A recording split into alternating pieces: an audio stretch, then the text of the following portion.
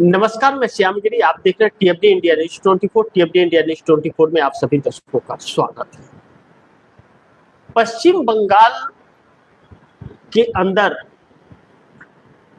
जो हुआ और अब जो होने जा रहा है बहुत बड़े सवाल खड़ा कर रहा है। अगर हम कहें कि मोदी का भंडा फूट गया तो इसमें तो किसी को शक होना ही नहीं चाहिए, पहली चीज। लेकिन दूसरा बड़ी महत्वपूर्ण बिंदु यह कि 2 मई को दोबारा चुनाव कराने की संभावनाएं बताई जा रही है। पश्चिम बंगाल के अंदर 77 बूथों पर भारतीय जनता पार्टी ने चुनाव आयोग को यह कंप्लेन किया है कि 77 बूथों पर गड़बड़ हुआ है और इस पर दोबारा चुनाव कराया जाए। तो एक बात साफ है कि अगर भारतीय जनता पार्टी ने इसकी अगुवाई की कि कराया जाए चुनाव तो 100% होगा, इसमें कोई शक ही नहीं है। और 2 मई को यह वोटिंग होगा पश्चिम बंगाल में, इस बात की चर्चा चल रही है। अब मोदी काल में पहली बार कल चुनाव आयोग सामने आया और कह रहा है कि बहुत निष्पक्ष चुनाव पश्चिम बंगाल में हुआ है। तो 77 बूथों पर अगर चुनाव होना है तो इसका मतलब निष्पक्ष नहीं हुआ चुनाव। यह चुनाव आयोग की नाकामयाबी है, तो ज्ञानेश कुमार को इस्तीफा दे देना चाहिए, पहली चीज। और दूसरा महत्वपूर्ण बिंदु यह है कि अगर निष्पक्ष चुनाव हुआ है तो 3.5 लाख पैरामिलिट्री फोर्स क्यों खड़ा किए गए पश्चिम बंगाल में, बड़ी महत्वपूर्ण है, इस पर चर्चा करना। और दूसरा जो अहम तीसरा पॉइंट इसका आता है वह यह है कि बंगाल में टीएमसी ममता बनर्जी का जो चुनावी रणनीतिकार जो था आईपैक को दिया गया था, आईपैक को बीच चुनाव के अंतर्गत जो गिरफ्तार ईडी ने किया था और चुनाव समाप्त 29 तारीख को होने के बाद में उसको छोड़ दिया गया, जमानत मिल गया। तो इसका मतलब क्या था?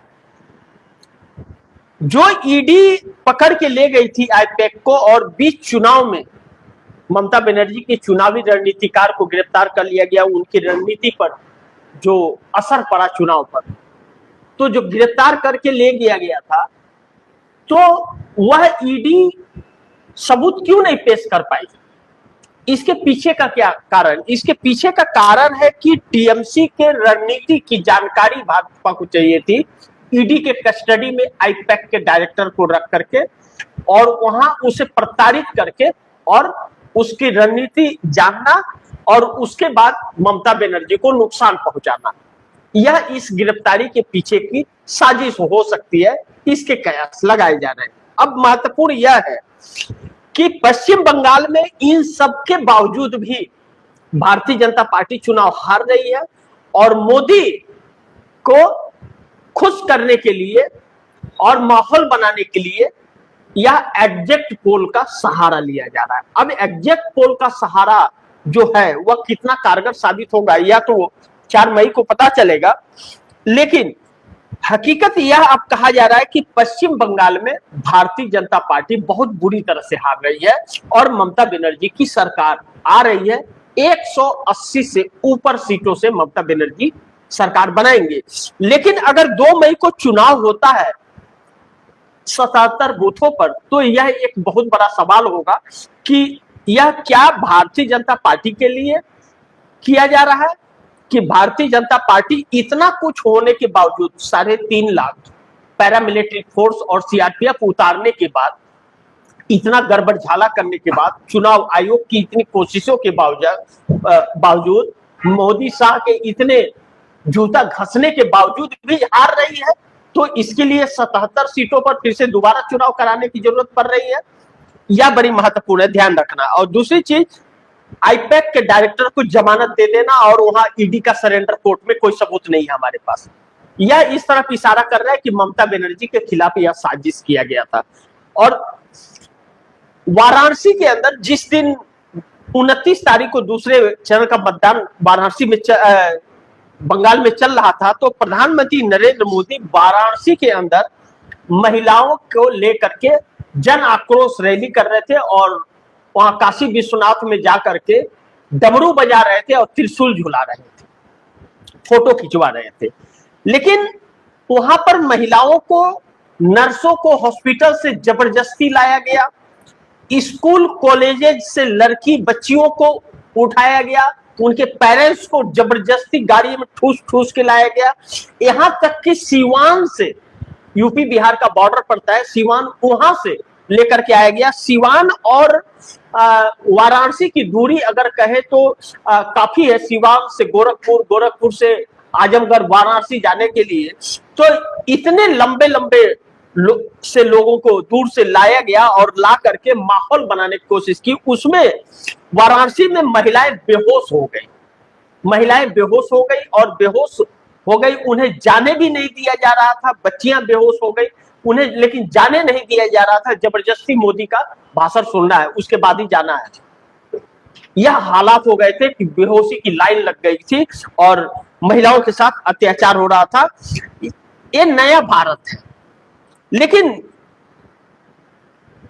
अगला सवाल यह उठता है कि बंगाल को मणिपुर बना रहे हैं क्या मोदी?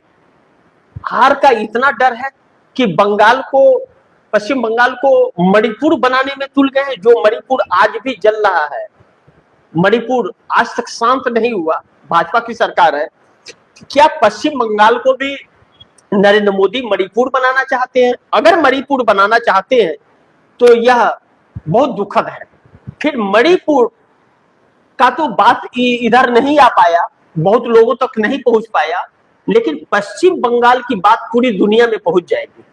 यह मोदी को समझ लेना चाहिए और मोदी के उन तंत्र मंत्रों वालों को भी समझ लेना चाहिए कि मणिपुर बना तो सकते हैं पश्चिम बंगाल को, इसमें कोई शक नहीं है। मणिपुर पश्चिम बंगाल को बना सकते हैं, लेकिन शांत नहीं कर पाएंगे, यह मैं दावे के साथ कह सकता हूं, क्योंकि वह मोदी के बस की नहीं होगी और ज्ञानेश कुमार की। यह इसलिए भी कहना जरूरी है क्योंकि बंगाल कभी अपने ऊपर अत्याचार बर्दाश्त किया नहीं है आज तक। उस रिकॉर्ड के तौर पे बोल रहा हूं। पहले कांग्रेस की सत्ता थी, जिसने संविधान बनाया, जिसने संविधान लागू किया, लोकतंत्र स्थापित किया, उसकी सत्ता रही। उसके बाद समय बढ़ता गया, लेफ्ट की सत्ता आई और लेफ्ट से ममता की सत्ता आई और 15 साल से ममता बनर्जी है सत्ता में। लेकिन एक नैनो कंपनी से ममता बनर्जी ने पश्चिम बंगाल से लेफ्ट को उखाड़ फेंका। ममता बनर्जी कांग्रेस की नेता है और कांग्रेस से निकल करके वह अपनी पार्टी टीएमसी का आगाज करती हैं और लड़ती हैं पश्चिम बंगाल के लिए, एक महिला होकर के लड़ती झगड़ती है और उसके बाद वह अपनी राजनीति को धार देती हैं और देने के बाद चुनाव जीतती है पूर्ण बहुमत से और सत्ता में आती है। तब से 15 सालों से सत्ता में है। इस बार चौथी बार मुख्यमंत्री बनेंगी जीत के बाद। लेकिन जिस तरह से भारतीय जनता पार्टी कर रही है, 29 तारीख को जब पैरामिलिट्री फोर्स, सीआरपीएफ सब चले जाना चाहिए था, तभी भी पश्चिम बंगाल में अगर रखा गया है तो कुछ तो प्लानिंग है।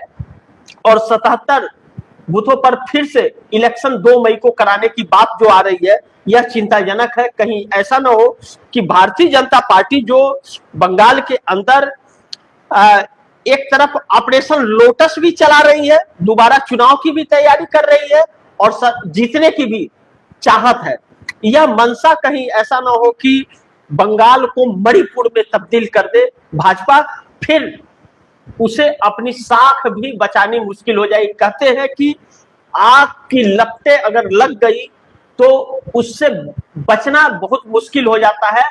कहीं ऐसा ना हो कि आप जितना स्पीड भागोगे उससे अधिक स्पीड उस आग की लपट का हो। क्योंकि मणिपुर तो ठीक है, बहुत कम आबादी है और पश्चिम बंगाल में ज्यादा आबादी है, और दूसरी चीज पश्चिम बंगाल के अंदर यूपी, बिहार, मध्य प्रदेश के भी लोग रहते हैं, तो फिर कई राज्यों में उसकी आग जाएगी। यह भाजपा को समझ लेना चाहिए कि सत्ता के लालच में कहीं ऐसा ना हो कि मोदी के लिए दूसरी मुसीबत खड़ी हो जाती। और अगला मैं इस बात पर चर्चा करना चाहूंगा कि मोदी बंगाल में लगे रहे और ऑयल जो है वह $125 का हो गया। अब अनभक्त ताली बजाएंगे, थाली बजाएंगे, या मोबाइल जलाएंगे, या गाना गाएंगे, क्या करेंगे वह करें, लेकिन ऑयल $125 प्रति बैरल हो गया और रुपया 95 को पार कर गया। और ऐसे ही चलता रहा तो हफ्ते 10 दिन के अंदर रुपया डॉलर के मुकाबले 100 को क्रॉस कर जाएगा। और 100 को क्रॉस करते ही इस देश की जीडीपी व्यवस्था पूरी तरह से क्रैश कर जाएगी, पूरी तरह से क्रैश कर जाएगी। आपका कोई अहमियत और कीमत नहीं रहेगा। फिर आप झोला में नोट भर करके जाइएगा सब्जी बाजार में और सब्जी खरीदने के लिए, और मजदूरी आपके पास नहीं रहेगा, कंपनियां बंद होने लगेंगी। परिस्थितियां बड़ी नाजुक है। मोदी सरकार की पूरी विदेश नीति फेल है। हॉर्मुज को लेकर के ईरान इजराइल के इस युद्ध के अंदर जो परिस्थितियां बनी, भारत ने आज तक अपना स्टैंड नहीं दिया। पूरे विश्व की जो नाटो की देशें हैं, जो अमेरिका का नाटो एक है, जैसे भारत ब्रिक्स में है तो मिडिल ईस्ट का, वैसे अमेरिका का नाटो है। उसके जितने लोग हैं, ऑस्ट्रेलिया हो, कनाडा हो, चाहे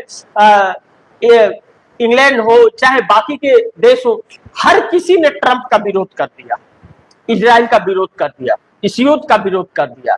लेकिन नरेंद्र मोदी पत्थर की मूरत, ऊपर से टपके हुए एक अजूबा, जिसने मुंह नहीं खोला तो नहीं खोला और रुपया 95 को पार कर गया। $125 प्रति बैरल हो गया।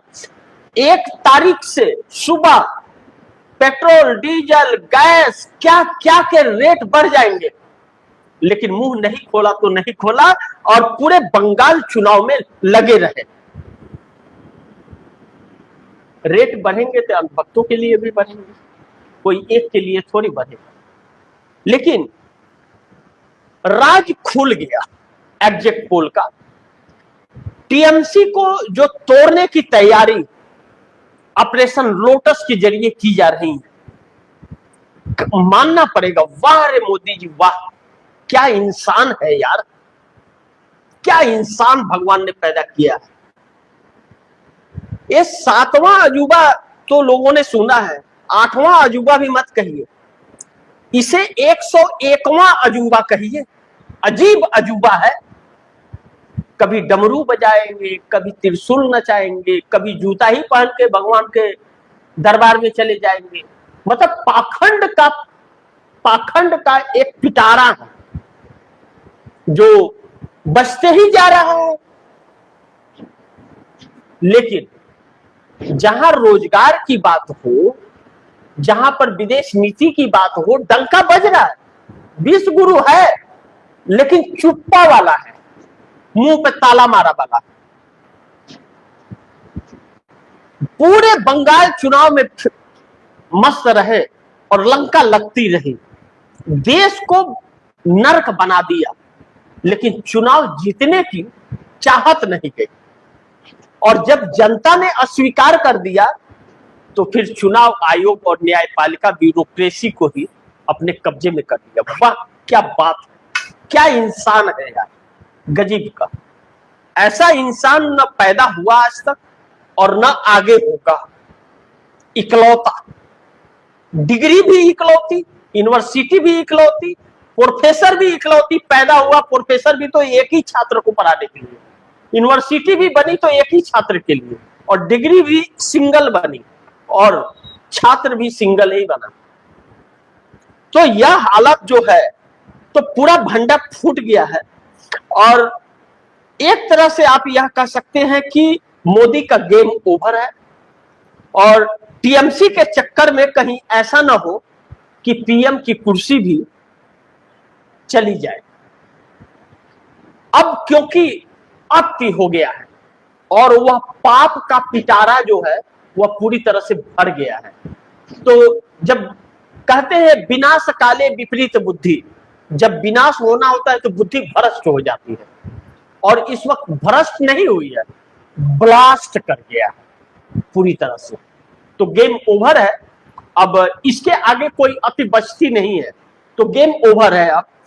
अब यह देखना है कि अगर मणिपुर बना दिए तो टीएमसी को तोड़ने के चक्कर में कहीं पीएम की कुर्सी न गवा बैठे। यह एक बड़ी महत्वपूर्ण बिंदु है।